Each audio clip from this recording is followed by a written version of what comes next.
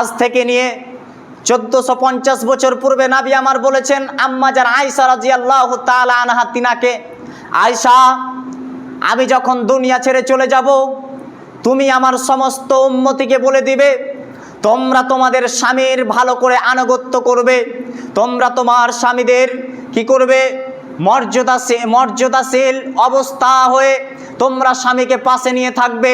মুহাম্মদ সাল্লাল্লাহু আলাইহি ওয়াসাল্লাম যখন তিনি মৃত্যুবরণ করেন, তখন আম্মা জান আয়েশা রাদিয়াল্লাহু তাআলা আনহা তিনার রানের উপরে মাথা রেখে তিনি মৃত্যুবরণ করেছে।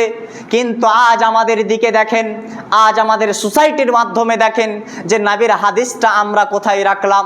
আমার স্বামী যখন এখন দম যাবে এই রকম অবস্থা, তখন আমরা কোথায় যাই? না তো আমি অমুক ডাক্তারের কাছে যাই, অমুক কোথাও যাই। এগুলো আমাদের ভুল ধারণা। আল্লাহ যাকে মারতে চাইবে কেউ বাঁচাতে পারবে না।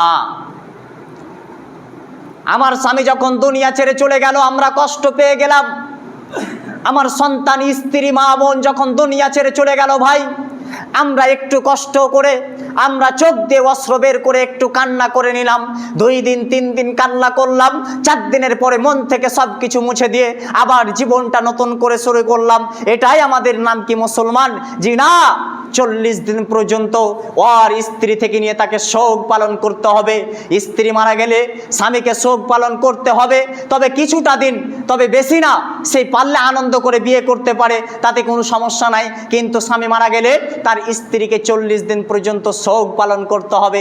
আজ আমাদের সমাজে এমন একটা জঘন্য আমরা সমাজে বসবাস করি, এখন যদি আমার স্বামী মারা যায়, আমরা কাল বা 2 দিন পরে আমরা ওই মেয়েটার বিবাহ দিয়ে দিই। এটাই কি আমাদের মুসলমান সোসাইটি?